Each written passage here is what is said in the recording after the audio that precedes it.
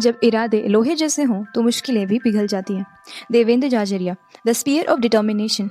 राजस्थान के एक छोटे से गांव से आने वाले देवेंद्र का सफ़र आसान नहीं था। एक छोटी सी उम्र में एक बिजली के पोल से करंट लगने की वजह से उनका एक हाथ काटना पड़ा।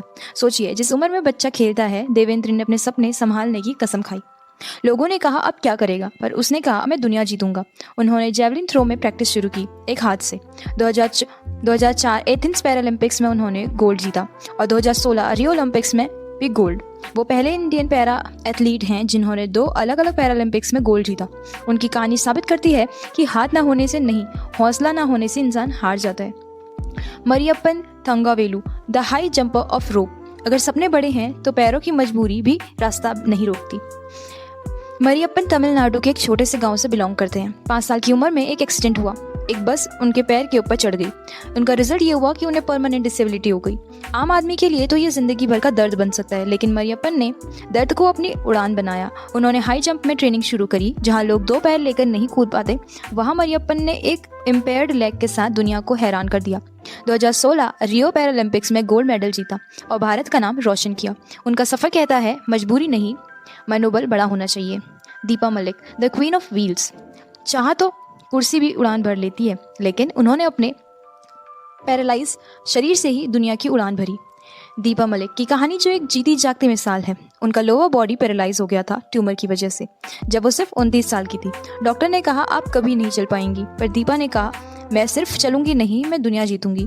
उन्होंने अपने व्हील चेयर को अपनी चढ़ाई का रास्ता बनाया। दीपा ने स्विमिंग, बाइकिंग और एथलेटिक्स में अपनी छाप छोड़ी। 2016 रियो पैरालंपिक्स में उन्होंने शॉट पुट में सिल्वर मेडल जीता। पहली इंडियन वुमेन बनी जो पैरालंपिक्स में मेडल जीती। उन्होंने दुनिया को दिखाया अगर हौसला हो तो हर कुर्सी भी ताकत का तख्त बन जाती है। Sumit Antil, the new javelin champion. चोट से नहीं, चट्टान बनने से जीत होती है। सुमित अंतिल ने अपने सपने के साथ बड़े हुए रेसलर बनने का सपना, पर एक रोड एक्सीडेंट ने उनका सपना तोड़ दिया। उनका एक पैर कट करना पड़ा। एक जवान लड़का जिसने लाइफ के सपने बुनने शुरू किए थे, एक ही पल में सब कुछ खो गया। लेकिन असली हीरो वही होते हैं जो सब कुछ हार कर भी खुद से नहीं हारते। सुमित ने जेवलिन थ्रो में अपना करियर शुरू किया और सिर्फ कुछ ही सालों में रियो में नहीं, टोक्यो 2020 पैरालंपिक्स में गोल्ड मेडल जीत लिया और वर्ल्ड रिकॉर्ड तोड़ दिया। उनका सफर साबित करता है जो टूट कर भी खुद को जोड़ ले वही चैंपियन कहलाता है। Avani Lekhara, the sniper of steely nerves. किसी की नज़र में कमज़ोर पर अपनी नज़र में चैंपियन। अवानी एक एक्सीडेंट में अपना स्पाइनल कॉर्ड इंजरी फेस की थी जब वो सिर्फ 11 साल की थी। पूरा लोअर बॉडी पैरालाइज्ड हो गया। उस छोटी सी लड़की के सपने, हंसी, खेल सब कुछ एक पल में खत्म हो गया। पर जब हौसले की बात होती है तो अवनी का नाम आगे आता है। उन्होंने शूटिंग स्पोर्ट्स में अपनी ज़िंदगी का नया रास्ता ढूंढा। जो हथियार दूसरों को गिराते हैं, अवनी ने उन्हें हथियारों से अपनी जीत लिखी। टोक्यो पैरालंपिक्स 2020 में उन्होंने गोल्ड और ब्रॉन्ज मेडल दोनों जीता और भारत की पहली वुमेन पैरालंपिक गोल्ड मेडलिस्ट बनी। उनकी कहानी कहती है कि चैलेंज चाहे कितना भी बड़ा हो, इरादे बड़े होने चाहिए। इन सभी पैरा एथलेटिक्स की कहानियों में एक सीख मिलती है कि जिंदगी कभी कभी सपने तोड़ती है, पर हिम्मत से नए सपने बनते हैं। मैं कभी नई मजबूरियों को अपनी हार बनाऊंगा, मैं अपनी कहानी को हीरो बनाऊंगा। आज ये विश्वास अपने अंदर भरो। देवेंद्र की क्वालिटी थी कि वो अनब्रेकेबल थे। उनसे क्या सीखना चाहिए? कभी हार मत मानो। देवेंद्र ने अपने एक हाथ के लॉस को कभी अपनी कमजोरी नहीं बनाया। जहां आम इंसान सोचता है मैं अब क्या कर पाऊंगा, उन्होंने कहा मैं दुनिया को बेस्ट बनाऊंगा। उनका लाइफ एप्लीकेशन ये होता है कि चाहे काम में कितनी भी प्रॉब्लम्स आए, हम एक्सक्यूज बनाना बंद करें। अपनी कमजोर सिचुएशन को अपनी ताकत में बदलने का जज्बा पैदा करें। जॉब में फेलियर हो या एग्जाम्स में, एक हाथ का नहीं होने से अगर वर्ल्ड रिकॉर्ड बन सकता है तो हमारा स्मॉल फेलियर का क्या। मरियप्पन थंगावेलु की क्वालिटी ये है कि उनके अंदर फेथ बहुत है, बियॉन्ड लिमिटेशंस। उनसे क्या सीखना चाहिए? अपनी लिमिटेशन से ऊपर सोचो। पैर से डिसेबल होने के बाद भी उन्होंने हाई जंप जैसे गेम को चूज किया जिसमें पैर का ही सबसे बड़ा रोल होता है। उन्होंने साबित किया कि जिस चीज़ का दुनिया कमजोरी समझती है वो अगर हौसला बन जाए तो क्या कुछ नहीं हो सकता। अपने आप को छोटी सोच के दायरे में बंद मत करो। जो सबसे मुश्किल लगे वही करो, वही असली जीत है। अगर हम कहते हैं मुझसे नहीं होगा किसी काम में, तो याद रखें मरियप्पन ने भी एक पैर से दुनिया की सबसे बड़ी छलांग लगाई। दीपा मलिक की क्वालिटी ये थी कि वो डिफाइंस थी अगेंस्ट ऑड।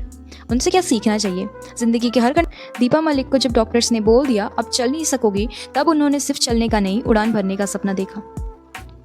नए सपने ढूंढने की ताकत रखो। जब उनका एक पैर गया सुमित अंतिल, क्या सीखना चाहिए उनसे? नए सपने ढूंढने की ताकत।